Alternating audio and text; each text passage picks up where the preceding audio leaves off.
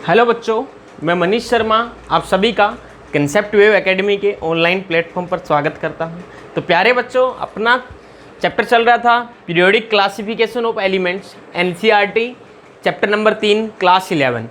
तो हम बात कर रहे थे पीरियोडिक प्रॉपर्टीज़ की। पिछले लेक्चर्स में हमने एटॉमिक रेडियस की बात की थी, आयनेशन एंथैल्पी की बात की थी और इलेक्ट्रॉन गेन एंथैल्पी या फिर इलेक्ट्रॉन एफिनिटी की हमने बात की थी। तो आज हम एक और पीरियोडिक प्रॉपर्टीज की बात कर रहे हैं, इलेक्ट्रोनेगेटिविटी की। किसकी बात कर रहे हैं? इलेक्ट्रोनेगेटिविटी। तो इलेक्ट्रोनेगेटिविटी होता क्या है सबसे पहले लिखेंगे, और वीडियो सभी को लास्ट तक देखना है, वीडियो सबको पूरा देखना है। और अपने जितने भी आपके फ्रेंड्स हैं जो क्लास 11 में या जेईई मेंस नीट की जो तैयारी कर रहे हैं उनको लिंक फॉरवर्ड कर देना है, ठीक है। तो बात कर रहे थे हम इलेक्ट्रोनेगेटिविटी की। तो इलेक्ट्रोनेगेटिविटी होता क्या है, तो लिखना शुरू कर दीजिए, कॉपी पेन लेकर बैठिए, रिलैक्स होकर बैठिए, बिल्कुल दिमाग खोल के, आंखें खोल के, ध्यान यहाँ होना चाहिए सबका स्क्रीन पे। क्लियर है बात? तो इलेक्ट्रोनेगेटिविटी क्या है लिखेंगे सभी। It is the tendency of a covalently bonded atom, of a covalently bonded atom,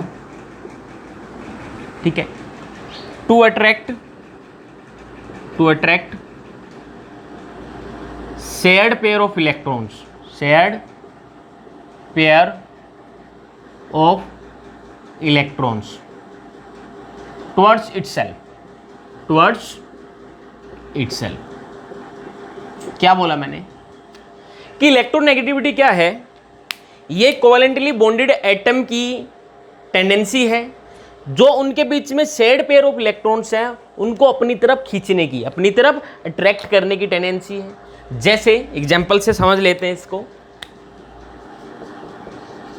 मैंने बोला HCl के बीच में कोवेलेंट बॉन्ड है, ठीक है। एक इलेक्ट्रॉन यहाँ पे और एक इलेक्ट्रॉन, दो इलेक्ट्रॉन ये शेयर किए हुए हैं दोनों ने, ठीक है। अभी जो ज़्यादा स्ट्रॉन्ग होगा वो क्या करेगा, ये जो इलेक्ट्रॉन्स हैं इनको अपनी तरफ खींच लेगा। एक्चुअल में इलेक्ट्रॉन इसकी तरफ नहीं आएंगे या उसकी तरफ नहीं जाएंगे। इलेक्ट्रॉन क्लाउड्स का थोड़ा सा शिफ्टिंग किसकी तरफ हो जाएगा? जो ज़्यादा इलेक्ट्रोनेगेटिव होगा, ज़्यादा स्ट्रॉन्ग होगा। अब यहाँ पे क्लोरीन जो था वो ज़्यादा इलेक्ट्रोनेगेटिव है। क्या है? ज़्यादा इलेक्ट्रोनेगेटिव है हाइड्रोजन एटम से। तो क्या होगा, जो शेयर्ड पेयर ऑफ इलेक्ट्रॉन्स है, ये जो इलेक्ट्रॉन क्लाउड्स है, ये थोड़ा सा किधर शिफ्ट हो जाएगा? क्लोरीन की तरफ शिफ्ट हो जाएगा। अब जब नेगेटिव चार्ज क्लोरीन की तरफ शिफ्ट हो रहा है तो उस पर आ जाएगा नेगेटिव चार्ज, और हम लिखेंगे डेल्टा नेगेटिव, पार्शियली नेगेटिव, क्योंकि ये इलेक्ट्रॉन कंप्लीटली उधर ट्रांसफर नहीं हुए, हल्का सा इलेक्ट्रॉन क्लाउड उधर शिफ्ट हुआ है, तो इसकी वजह से इस पर थोड़ा सा हल्का सा नेगेटिव चार्ज आ जाएगा, और इसकी तरफ से इलेक्ट्रॉन दूर गए हैं तो इस पर हल्का सा पॉजिटिव या डेल्टा पॉजिटिव चार्ज आ जाएगा। बोलो बात समझ में आई या नहीं आई? कोई दिक्कत यहाँ तक? तो यहाँ पे क्या होगा, इलेक्ट्रोनेगेटिविटी होगी किसकी? क्लोरीन की। वो क्या होगी? ज़्यादा होगी इलेक्ट्रोनेगेटिविटी ऑफ हाइड्रोजन। क्लियर है बात सबको? कोई दिक्कत? नोट करेंगे इसको जल्दी से, इसको नोट करेंगे जल्दी से। क्लियर है?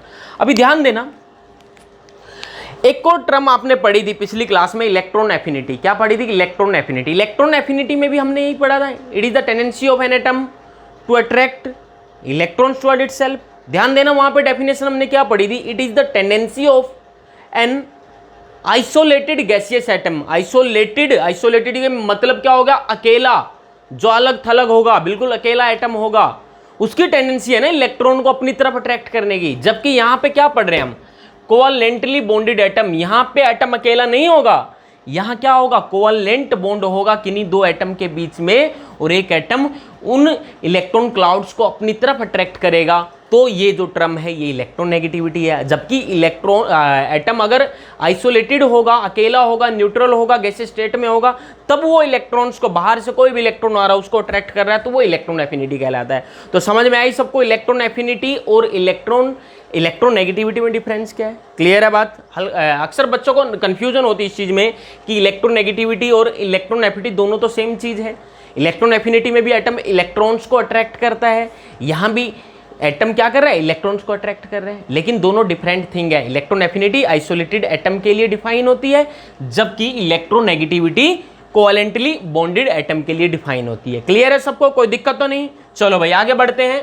अब हम बात करते हैं, ये क्वेश्चन पूछ लिया जाता है कि what are the differences between electronegativity and electron affinity. चलो बात कर लेते हैं इलेक्ट्रॉन एफिनिटी और इलेक्ट्रोनेगेटिविटी में डिफरेंस। तो हेडिंग डाल के लिख ले डिफरेंस बिटवीन, हेडिंग डाल के लिखेंगे difference between electronegativity and electron affinity, लिखेंगे इलेक्ट्रोनेगेटिविटी और इलेक्ट्रॉन एफिनिटी।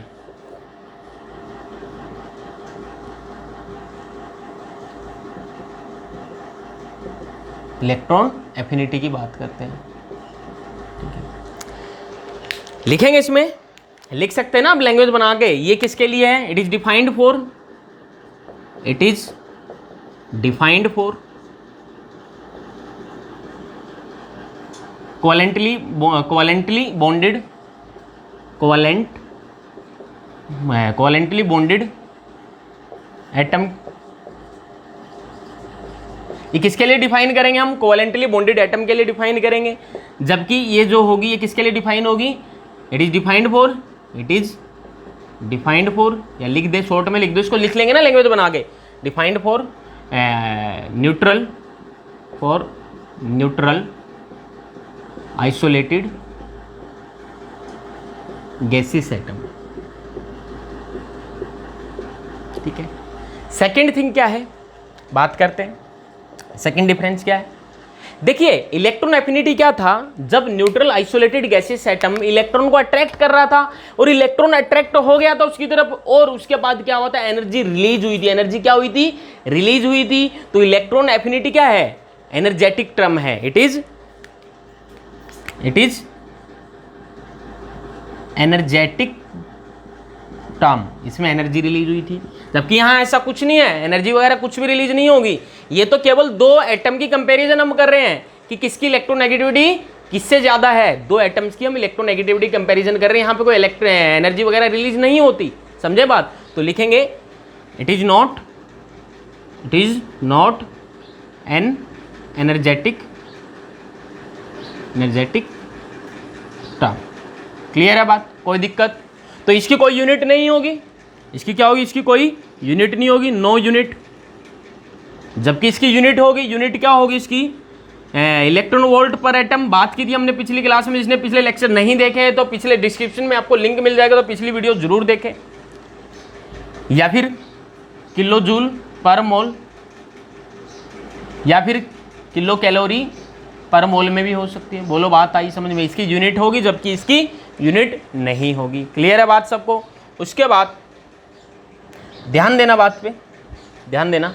ये फर्स्ट पॉइंट, ये सेकंड, और यहाँ पे थर्ड पॉइंट होगा। इलेक्ट्रोनेगेटिविटी जो होती है वो जनरली पीरियड में क्या होती है? इंक्रीज होती है। अलोंग द पीरियड क्या होती है? इंक्रीज होती है। लिखेंगे it is increase from left to right, from left to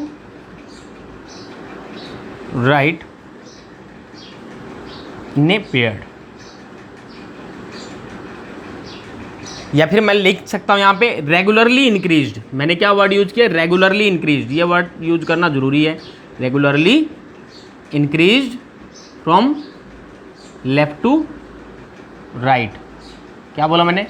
left, किसी भी पीरियड में लेफ्ट टू राइट जो इलेक्ट्रोनेगेटिविटी रेगुलरली इंक्रीज होती जाती है, मतलब कम ज्यादा ज्यादा ज्यादा इस तरीके से बढ़ती जाती है। क्योंकि because it does not depend upon stable electronic configuration, stable electronic configuration. क्या बोला मैंने? लेफ्ट टू राइट जाएंगे इलेक्ट्रोनेगेटिविटी हमेशा क्या होगी? बढ़ेगी। क्या होगी? बढ़ेगी। लेकिन ध्यान देना बात पे आपने, इलेक्ट्रॉन एफिनिटी क्या होती थी? लेफ्ट टू राइट बढ़ती थी, लेकिन रेगुलरली नहीं बढ़ती थी। कहीं पे एक्सेप्शन मिल जाता था कि बाद वाले की इलेक्ट्रॉन एफिनिटी उससे पहले वाले से कम हो गई थी, क्योंकि वहां पे स्टेबल इलेक्ट्रॉनिक कॉन्फ़िगरेशन वालों की इलेक्ट्रॉन एफिनिटी क्या हो गई थी? स्टेबल इलेक्ट्रॉनिक, जो स्टेबल कॉन्फ़िगरेशन वाले थे उनकी चेंज हो गई थी। बोलो, रेगुलर जो ट्रेंड था, रेगुलर जो इंक्रीज होना था, ऐसा नहीं आया था, वहां पे एक्सेप्शन आ गया था। तो बेटे ये क्या होगी? रेगुलरली इंक्रीज नहीं होगी। नॉट रेगुलरली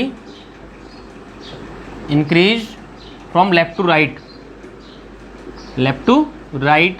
ऑर्डर आप चेक कर सकते हैं, पिछली क्लास जरूर देखना जिसको डाउट आ रहा है यहाँ पे, जिसको जो भी डाउट है इस पॉइंट में पिछली क्लास जरूर देखेंगे, पिछली क्लास देखेंगे तो डाउट क्लियर हो जाएगा।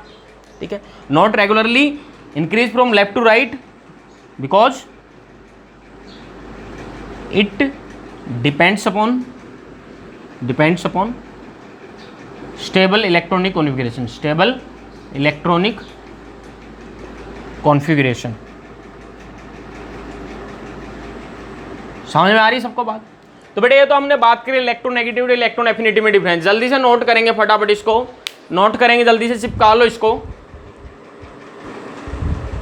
अब बात करते हैं कि इलेक्ट्रोनेगेटिविटी जो टर्म है वो सबसे पहले किसने डिफाइन की थी, किसने इलेक्ट्रोनेगेटिविटी के बारे में डिस्कस किया था सबसे पहले? कौन था? पॉलिंग बाबा। कौन थे? पॉलिंग बाबा। तो लिखेंगे electronegativity is explained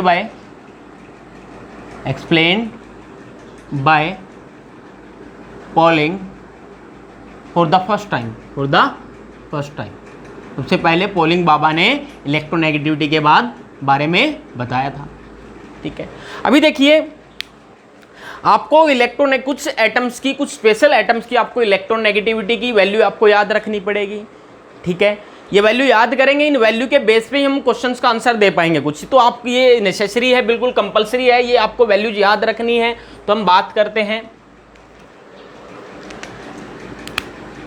electronegativity of some special elements. क्या बात कर रहे हैं हम? Electronegativity of some special elements की बात कर रहे हैं। तो चलो बात करते हैं। देखिए आप कहेंगे सर इलेक्ट्रोनेगेटिविटी की बात करें, इलेक्ट्रोनेगेटिविटी तो कुछ होती ही नहीं एक तरीके से, ये तो केवल कंपैरिजन है दो एटम्स की, शेड पेयर इलेक्ट्रॉन्स को कौन अपनी तरफ अट्रैक्ट कर रहे हैं। तो ये वैल्यूज कैसे बता रहे हैं आप? हम यहाँ भी कंपेरिजन करके ही वैल्यू बताएंगे। तो आप मान लेंगे कि हम फ्लोरीन के रिस्पेक्ट में हम बोल रहे हैं सबकी इलेक्ट्रोनेगेटिविटी क्या है।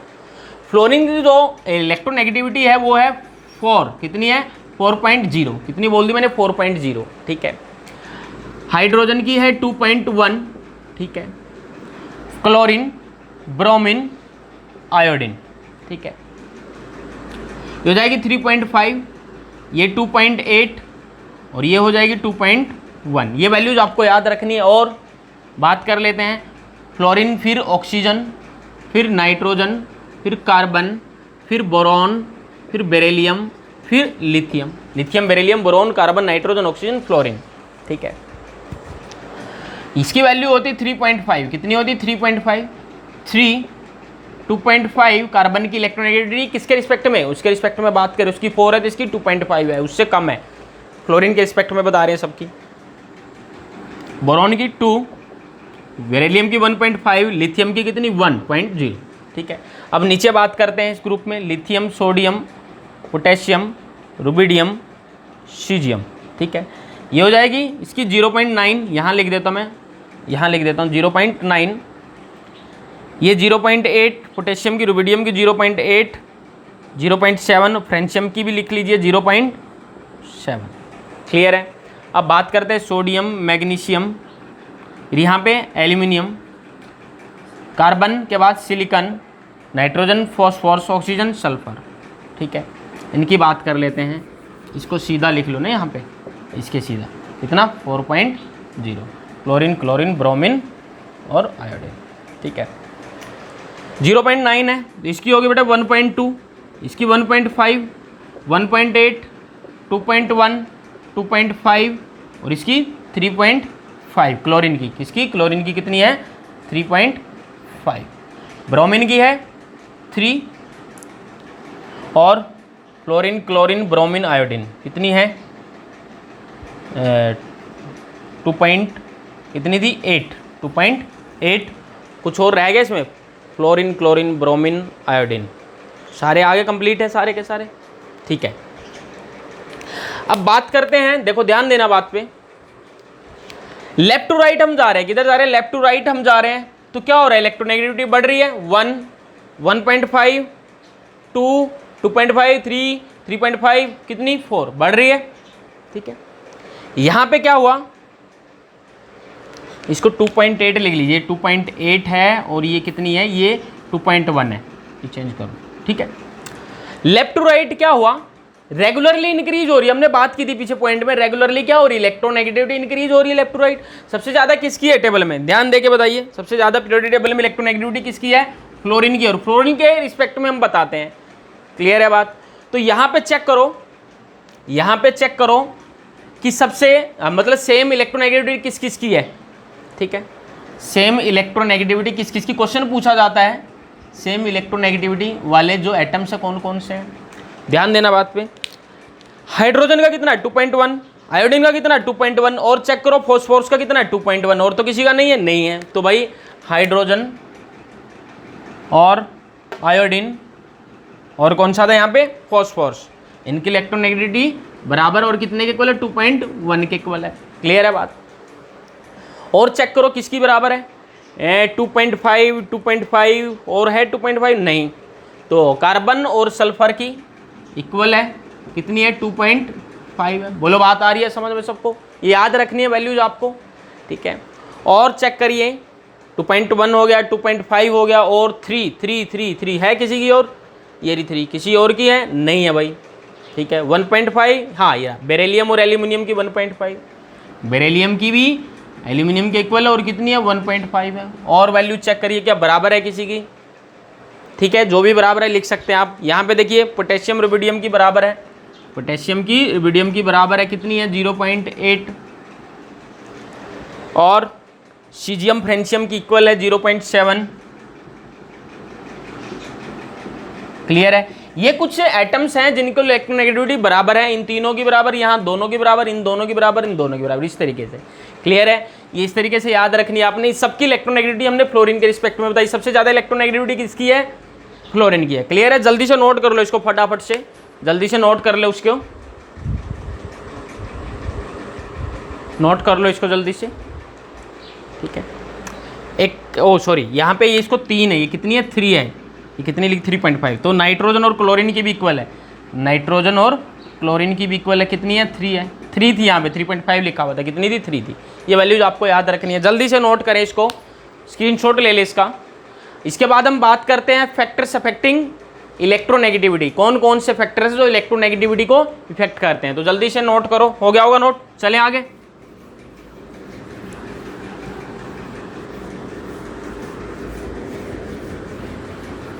फैक्टर्स हेडिंग डाल के लिखेंगे सभी, factors affecting electronegativity,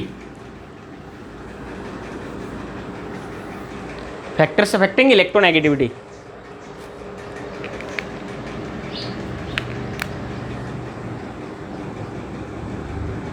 factors affecting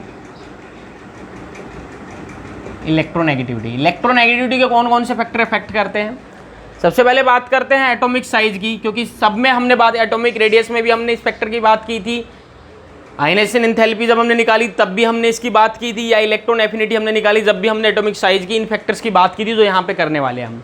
तो सबसे पहला जो फैक्टर है एटॉमिक साइज की बात करते हैं, एटॉमिक साइज, ठीक है। अभी अभी आपने टेबल लिखी, कुछ एटम्स के कुछ एलिमेंट्स के आपने इलेक्ट्रोनेगेटिविटी की वैल्यू लिखी, तो आपने क्या पाया था कि यहाँ पे ऊपर लिथियम की 1 थी, उसके बाद 1 पॉइंट नीचे कम हो गई 0.9, 1.8, 1.7, तो डाउन द ग्रुप क्या हो रहा था, एटॉमिक साइज बढ़ रहा होता है, और down the group atomic size बढ़ रहा होता है तो इलेक्ट्रोनेगेटिविटी की वैल्यू क्या होती है, कम हो रही होती, क्या हो रही थी, डिक्रीज हो रही होती है। तो एटॉमिक साइज पे कैसे डिपेंड करती है इलेक्ट्रोनेगेटिविटी, तो इलेक्ट्रोनेगेटिविटी लिखेंगे इनवर्सली प्रोपोर्शनल होती है एटॉमिक साइज के, क्या होती है, inversely proportional to atomic size. Size जितना बड़ा होगा इलेक्ट्रोनेगेटिविटी उतनी कम होगी, क्लियर है बात।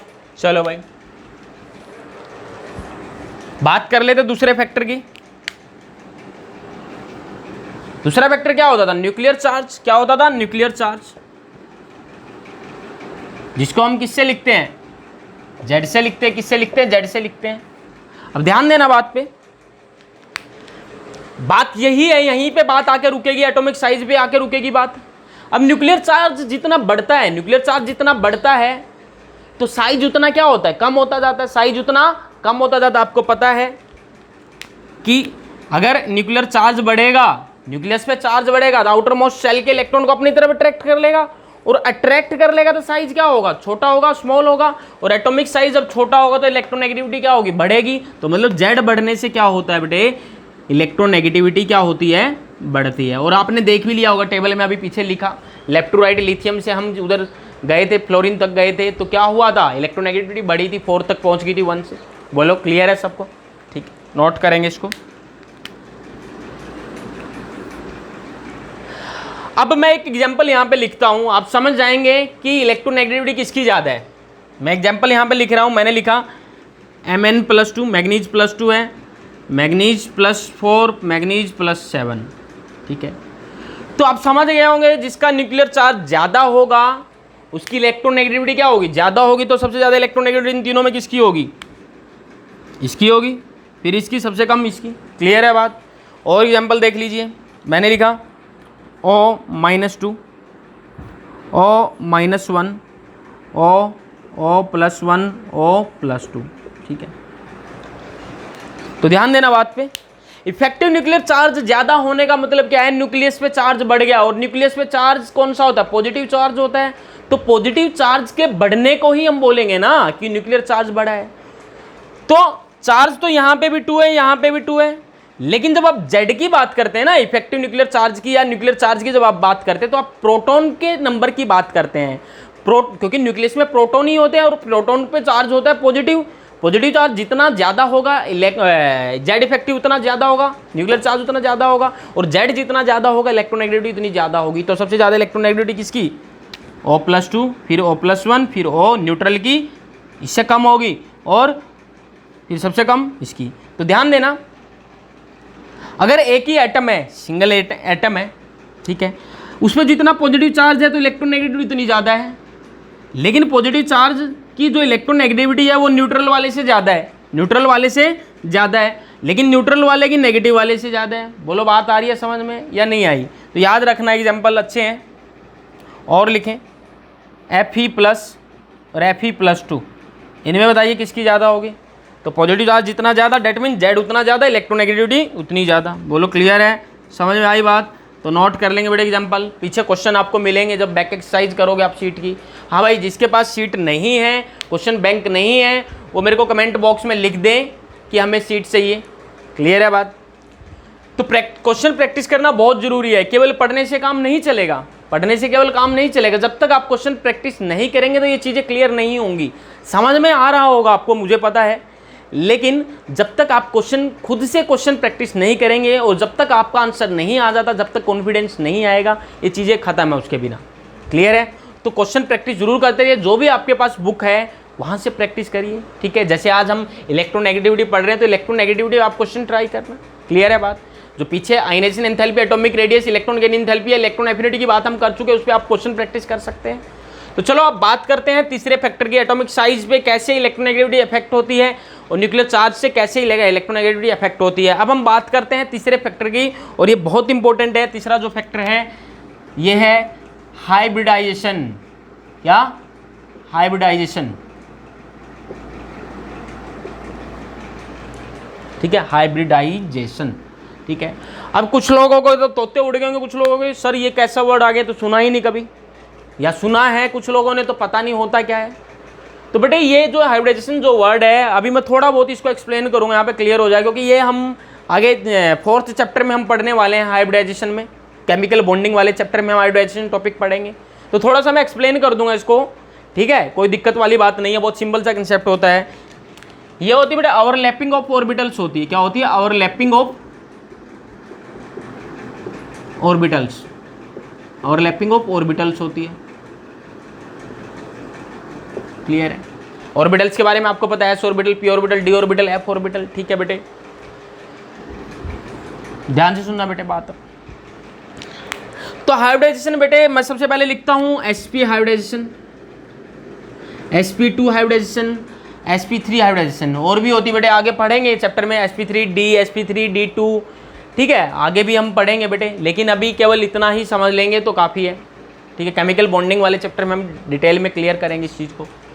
तो बेटे ध्यान से सुनना, sp हाइब्रिडाइजेशन का मतलब ये हुआ, एक s ऑर्बिटल एक p ऑर्बिटल के साथ ओवरलैप हुई है। क्या हुई है, एक s ऑर्बिटल एक p ऑर्बिटल के साथ ओवरलैप हुई है। तो बेटे एस करेक्टर कितना है इसमें, एस ऑर्बिटल कितनी है 50% है। कितना करेक्टर है एस करेक्टर, एस करेक्टर मैं लिख देता हूं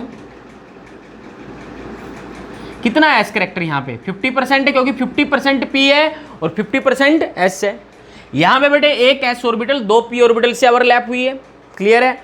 तो बेटे टोटल कितनी होगी ऑर्बिटल 3 होगी, तो एक का हिस्सा कितना होगा 33.33%।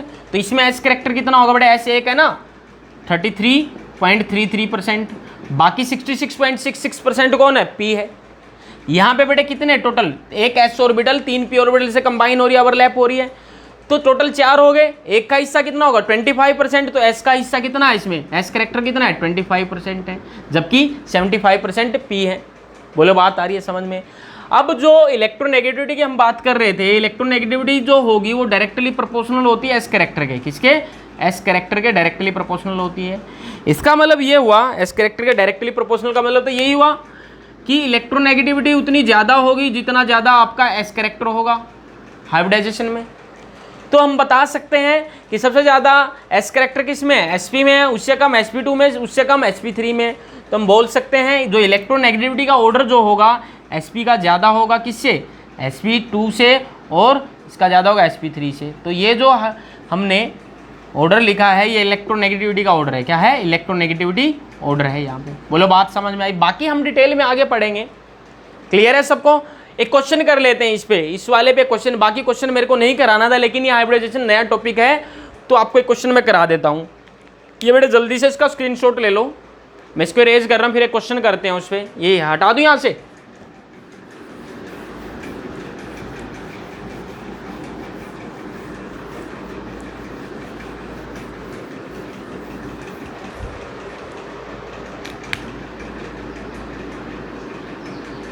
एक क्वेश्चन लिख लेते हैं।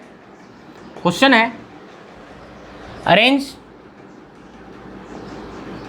The following in decreasing order of electronegativity. क्या बोला, डिक्रीजिंग ऑर्डर ऑफ इलेक्ट्रोनेगेटिविटी में अरेंज करना है। तो भाई ऑप्शन क्या क्या है या किस किस को अरेंज करना है, चलो बात कर लेते हैं। ठीक है बेटे, CH3 double single bond CH3, ठीक है बेटे 10th क्लास में पढ़ चुके हैं आप कार्बन एंड इट्स कंपाउंड में। ठीक है, ये क्या इथेन होता है, क्या होता है बेटे, इथेन होता है। दूसरा बेटे जो है कंपाउंड वो है CH2 डबल बॉन्ड CH2, ठीक है। तीसरा जो है वो है CH triple bond CH triple bond CH, ठीक है। तो इनको अरेंज करना है बेटे। तो अरेंज तभी कर पाएंगे जब आपको पता होगा कि इन कंपाउंड्स में कार्बन एटम के ऊपर कौन सा हाइब्रिडाइजेशन है, sp2 है, sp है या sp3 है। बोलो बात आ रही है समझ में। सबसे पहले बेटा मैं स्ट्रक्चर लिख देता हूँ CH3 की, किसकी, CH3 की स्ट्रक्चर लिख देते हैं। ध्यान देना बात बेटे, CH3 एक H इधर एक H इधर, एक्सपेंडेड फॉर्म में लिख रहा हूँ बेटे मैं। सिंगल बॉन्ड है बेटे, फिर दूसरा कार्बन है, फिर हाइड्रोजन, फिर एक हाइड्रोजन, फिर हाइड्रोजन। बेटे लिख दिया हमने CH3 को एक्सपेंडेड फॉर्म में। अब बेटे कार्बन की बात करते हैं, किसकी बात करते हैं, कार्बन की बात करते हैं। कार्बन बेटे फर्दर जो नेबर एलिमेंट एटम्स है उनसे बेटे सिंगल बॉन्ड से जुड़ा है, एक बॉन्ड ये, एक बॉन्ड ये, एक बॉन्ड ये, एक बॉन्ड ये, 4 बॉन्ड है। जब भी 4 बॉन्ड होंगे तो हाइब्रिडाइजेशन होगा बेटे sp3। क्या होगा, sp3 क्या होगा, sp3। बेटे कितने, 1 2 3 4, यहाँ भी काउंट कर लो, 3 p ऑर्बिटल, एक ही है s, कितना होगा टोटल 4 हो गया। तो इस तरीके से याद रख सकते हैं, 4 बॉन्ड है तो टोटल 4 होने चाहिए, 4 ऑर्बिटल होनी चाहिए टोटल, एक s और 3 p। बोलो बात आई समझ में, ठीक है बेटे। अब बात कर लेते बेटे इस वाले की, मैं इरेज कर दूं बेटे उधर वाले को, इसको इरेज कर रहा हूं बेटे मैं।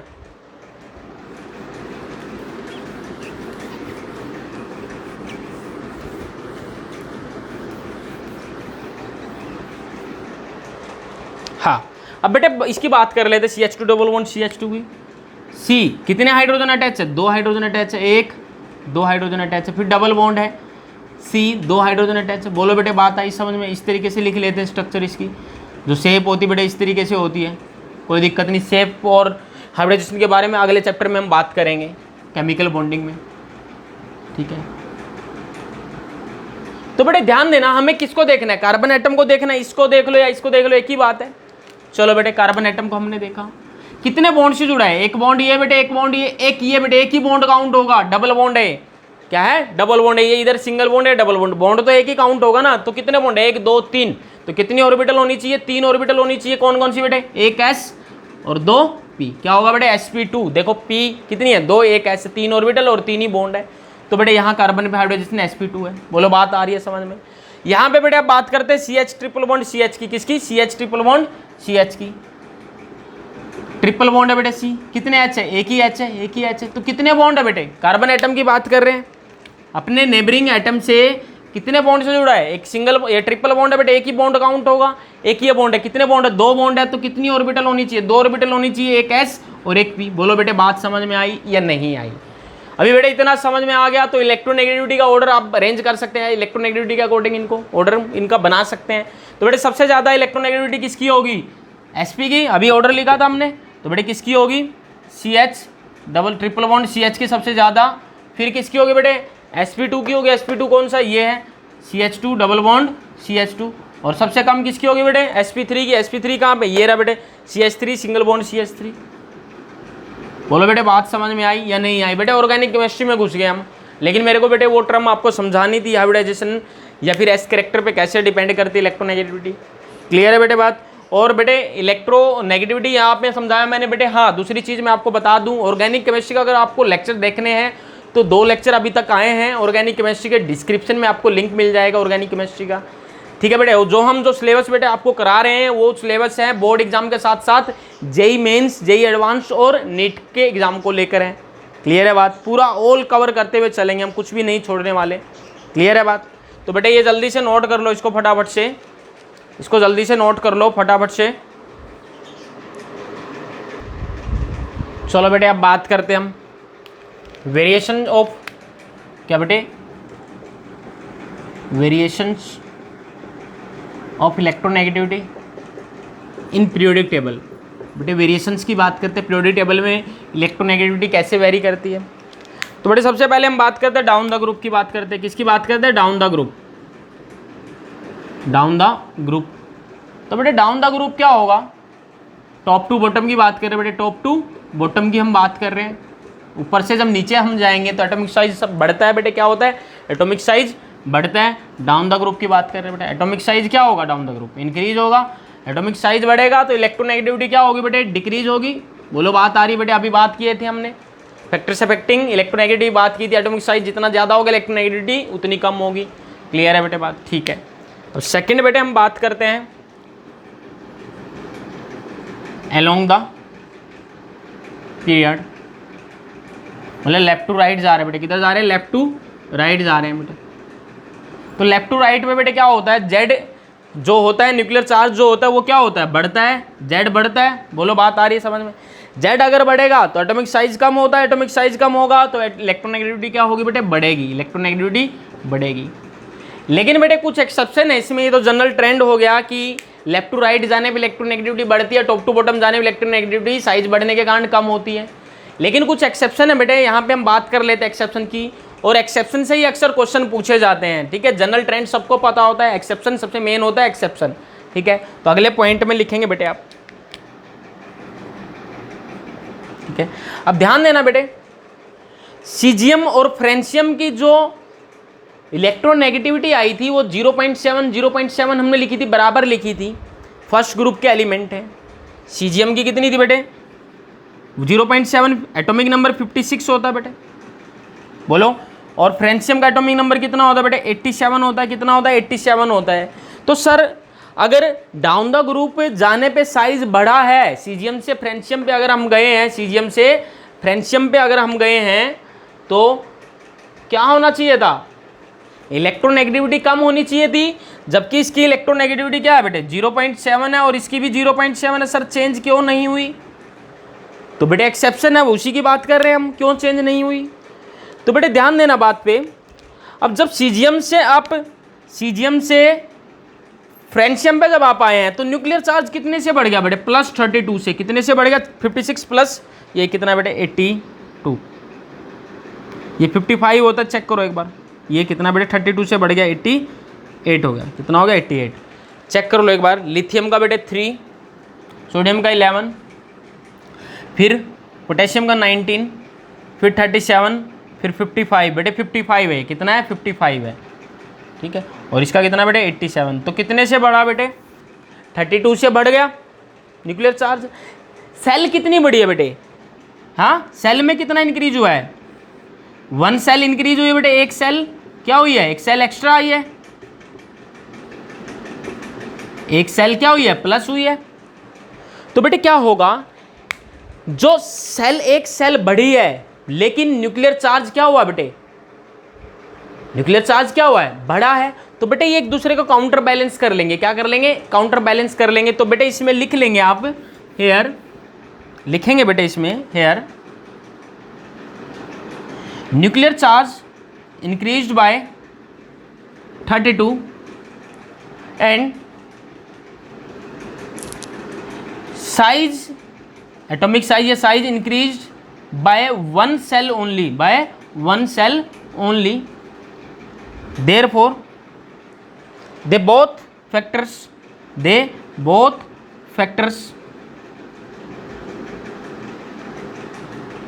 Counter balance each other effect, क्या बेटे ये दोनों एक दूसरे के इफेक्ट को काउंटर बैलेंस कर लेंगे। तो लिखेंगे they both factors counter balance each others effect, each others effect, एक दूसरे के इफेक्ट को काउंटर बैलेंस कर लेंगे। तो बेटे क्या रहेगा, इलेक्ट्रोनेगेटिविटी में कोई चेंज नहीं आएगा। बोलो बेटे बात समझ में आई या नहीं आई। और एक्सेप्शन देख लो बेटे, और एक्सेप्शन देख लो यहाँ पे, हाँ बेटे एक पॉइंट और लिखवा रहा हूं मैं यहाँ पे, 4th नंबर पॉइंट। इसमें हम बात करें, देखो इलेक्ट्रॉन एफिनिटी जब हमने पढ़ी थी, इलेक्ट्रॉन एफिनिटी क्या पढ़ी थी बेटे, इलेक्ट्रॉन एफिनिटी हमने पढ़ी थी, इलेक्ट्रॉन एफिनिटी हमने बात की थी। तो क्या हुआ था बेटे, क्लोरीन की इलेक्ट्रॉन एफिनिटी क्या हुई थी, क्लोरीन से ज़्यादा हुई थी, जबकि इलेक्ट्रोनेगेटिविटी किसकी ज़्यादा बेटे, फ्लोरीन की ज़्यादा है क्लोरीन से। तो क्या रीज़न है बेटे, ध्यान देना बात पे। जब बेटे इलेक्ट्रॉन एफिनिटी की हम बात करते हैं, हम बात कर चुके हैं वैसे, इलेक्ट्रॉन एफिनिटी क्या होती है बेटे, जब बाहर से कोई इलेक्ट्रॉन आता है और एटम उसको अट्रैक्ट करता है तो एनर्जी रिलीज होती है, ठीक है। क्लोरीन के केस में ज़्यादा हुई थी, फ्लोरीन के केस में कम हुई थी। क्यों हुई, क्योंकि फ्लोरीन का साइज छोटा होता है, फ्लोरीन का साइज क्या होता है बेटे, छोटा साइज होता है फ्लोरीन का, ठीक है। तो यहाँ बेटे इलेक्ट्रॉन्स डेंसिटी बढ़ जाती है, भीड़ हो जाती है इलेक्ट्रॉन्स की, तो फर्दर जो इलेक्ट्रॉन बेटे ऐड होने वाला होता है, ये इलेक्ट्रॉन उस पर रिपल्सन करते हैं, क्या करते हैं रिपल्सन उस पर लगाते हैं, तो आसानी से ऐड नहीं हो पाता, और जितनी आसानी से ऐड नहीं होगा उतनी कम क्या होगी बेटे, इलेक्ट्रॉन एफिनिटी होगी। इलेक्ट्रॉन एफिनिटी ज़्यादा तो कब होगी, वो ज़बरदस्ती उसको एकदम से खींच ले पूरे जोर से। तो क्लोरीन का बेटे क्या होता है, इसके कंपेरेटिवली साइज बड़ा होता है और इलेक्ट्रॉन डेंसिटी, इलेक्ट्रॉन दूर होते हैं, तो बाहर वाला जो इलेक्ट्रॉन आ रहा है उस पर रिपल्सन कम लगता है, तो ये बड़ा जल्दी खींच लेता है बेटे, क्या बड़ा जल्दी उसको न्यूक्लियस इसका खींच लेता है। तो यहाँ इलेक्ट्रॉन एफिनिटी इसलिए ज़्यादा हुई थी। क्लियर है बेटे बात। लेकिन बेटे इलेक्ट्रोनेगेटिविटी किसकी ज़्यादा होती है, फ्लोरीन की क्लोरीन से। बेटे अक्सर इस चीज़ में कन्फ्यूजन होती है बच्चों को, ये बहुत इंपॉर्टेंट है बेटे, ट्रिपल स्टार लगा लो इस पर, बहुत इंपॉर्टेंट है। इलेक्ट्रॉन एफिनिटी इलेक्ट्रोनेगेटिविटी में बच्चे कंफ्यूज होते हैं, मैंने बता दिया बेटे इलेक्ट्रॉन एफिनिटी क्लोरीन की ज़्यादा है फ्लोरीन से, जबकि इलेक्ट्रोनेगेटिविटी फ्लोरीन की ज़्यादा है क्लोरीन से। क्लियर है बात। चलो बेटे और पॉइंट्स की बात कर लेते हैं, इसको नोट कर लो बेटे पहले जल्दी से, इसको नोट कर लो, स्क्रीनशॉट ले लो इसका जल्दी से।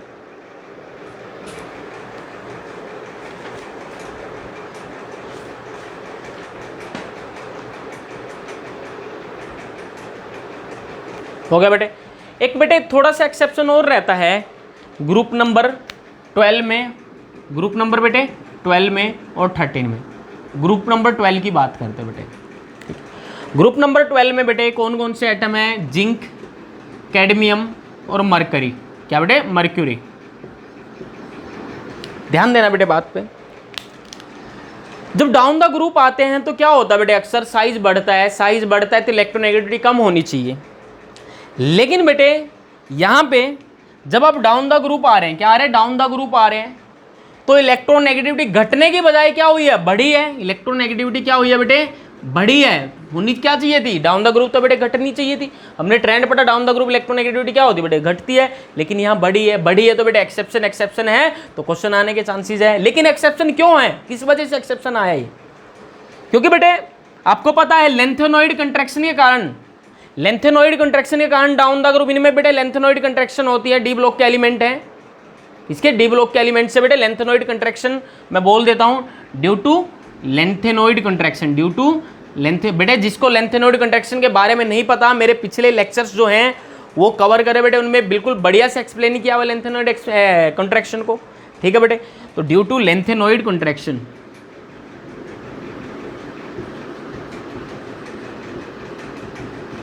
लेंथेनोइड कंट्रैक्शन के कारण बेटे कैडमियम मर्क्यूरी इनका साइज क्या हो जाता है, कम हो जाता है, कम हो जाता है। साइज जब कम होगा, साइज जब क्या होगा, कम होगा, तो इलेक्ट्रोनेगेटिविटी बढ़ेगी ना, बोलो। बिल्कुल समझ में आई बेटे बात, कोई दिक्कत तो नहीं है। चलो बेटे एक और बात कर लेते हैं हम 6th पॉइंट में 13th ग्रुप एलिमेंट की, किसकी बेटे 13th ग्रुप की, ग्रुप नंबर 13 में। बेटे ध्यान देना 13 ग्रुप कौन सा, बोरोन फैमिली है, बोरोन एल्यूमिनियम गैलियम, इस तरीके से बेटे बोरोन एल्यूमिनियम गैलियम। अब बेटे डाउन द ग्रुप जब आप जाते हैं तो एटॉमिक साइज बढ़ता है, एटॉमिक साइज बढ़ता है तो क्या होता है, इलेक्ट्रॉन नेगेटिविटी कम होती है।